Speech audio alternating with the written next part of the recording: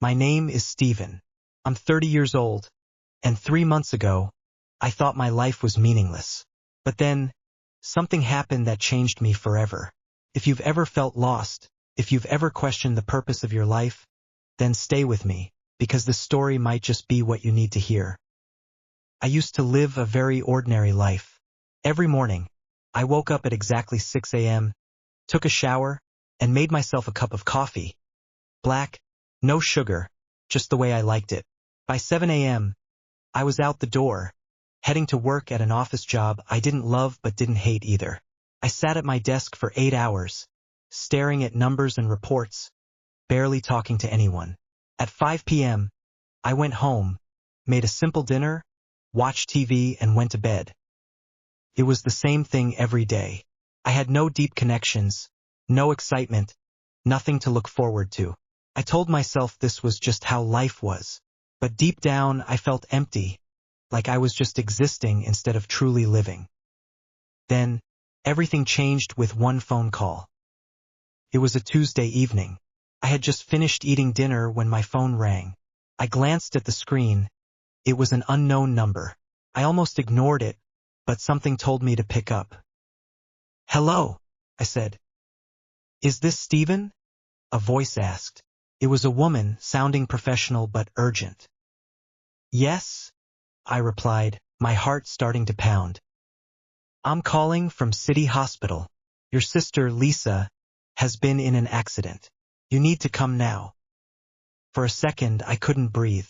My hands felt numb. I grabbed my car keys and ran out of the house. The drive to the hospital felt like the longest of my life. My mind raced with questions. What happened? How bad was it? Was she even alive? When I arrived, a nurse led me to Lisa's room. I stopped at the door, frozen. My little sister was lying in a hospital bed, unconscious.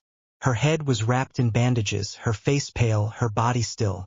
I felt like someone had punched me in the stomach. The doctor came in and explained what happened. Lisa had been crossing the street when a speeding car hit her. She suffered a severe head injury. They had done surgery, but they didn't know if she would wake up. I sat by her bed, holding her cold hand. Lisa was more than just my sister. She was my best friend. Growing up, we had been inseparable. She was the one who always believed in me, even when I didn't believe in myself. Now, seeing her like this, helpless and silent, broke something inside me. Days passed. I refused to leave her side. I barely ate, barely slept. Every day, I talked to her, hoping she could hear me. I told her about our childhood, about how she used to force me to play tea parties with her stuffed animals, about how she used to sing loudly in the car just to annoy me. I even told her about my boring job, about how empty my life felt before this. And then, one night, it happened. I was half asleep when I heard something, so faint I thought I was dreaming. It was my name. Steven. My eyes shot open. Lisa's lips were moving. Her eyes were slightly open, blinking weakly. My heart felt like it would explode. I jumped up and pressed the call button for the nurse. "Lisa? Lisa? Can you hear me?" I said, gripping her hand. She looked at me, confused, her voice barely above a whisper. "What happened?" Tears ran down my face. I didn't care. She was awake. My sister was back. The doctors called it a miracle. But even though she was awake, the battle wasn't over. Lisa had trouble remembering things. She couldn't move the way she used to. She needed therapy. Lots of it. I made a decision that day. I took leave from work and moved in with Lisa to take care of her. I helped her eat, walk, remember little things. It was exhausting, frustrating, and sometimes heartbreaking. There were days when she cried because she felt like a burden. There were nights when I lay awake, terrified that she might never fully recover. But slowly, day by day, she got better. One afternoon, as we sat on the couch watching TV, she turned to me and said, "Steven, you've always taken care of me." Something in my chest tightened. It was in that moment that I realized something. My whole life, I had been searching for meaning, for something that made me feel alive. And now I had found it. It wasn't in my job, my routines, or my possessions.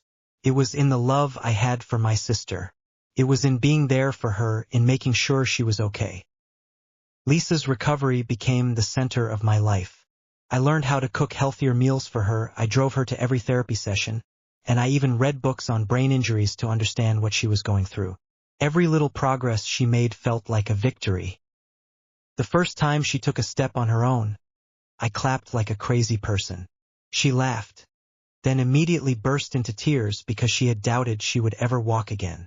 I hugged her tightly and told her, "1 step today, 10 steps tomorrow. You're getting there." But not every day was good. There were days when Lisa would wake up angry. Angry at life, at the driver who hit her, at herself for not healing faster. She would refuse to eat, refuse to talk. Those days hurt the most because no matter what I said, I couldn't take her pain away. One evening, after a particularly tough day, Lisa sat in her wheelchair by the window, staring outside. I could see the sadness in her eyes. "I feel useless," she whispered. I sat beside her, thinking carefully before I spoke. "Lisa, do you remember when I lost my first job?" She frowned. "Yeah, you were miserable." I nodded. "I thought my life was over, but you told me something back then. You said, 'Stephen, this isn't the end of your story. It's just a bad chapter.'"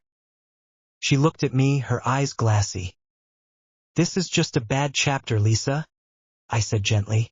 "You are not useless. You are still you, and you are still here." For the first time in weeks, I saw a tiny spark of hope in her eyes. Months passed, and Lisa kept improving. One morning, she called me into the living room, excitement in her voice. "Watch this," she said, standing up slowly. I held my breath as she took 3 unsteady steps forward, without holding on to anything. I jumped up. "Lisa, you did it." She grinned. "I did it." That was the moment I knew she was going to be okay. Lisa is now fully independent. She drives again, she works, she laughs, she lives. And I'm finally living too. If there's one thing I've learned from all of this, it's that sometimes life forces us to slow down so we can truly see what matters. I used to think my life had no meaning, but when Lisa needed me, I found a purpose I never knew existed. And now I get to help others find theirs.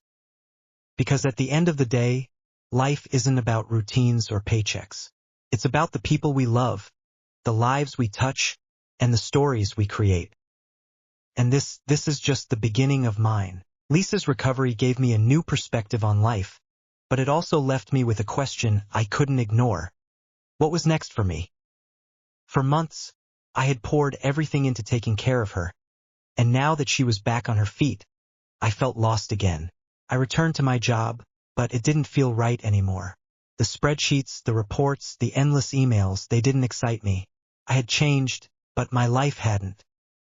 One day, as I was sitting at my desk, staring at my computer screen, I thought back to all the people I had met during Lisa's recovery. The nurses, the therapists, the support groups, people who had dedicated their lives to helping others heal. I realized that I admired them more than anyone I had ever worked with. That night, I made a decision. Quit my job. It wasn't an easy choice. I had worked at that company for years. It was safe, stable, and predictable. But for the first time in my life, I didn't want safe.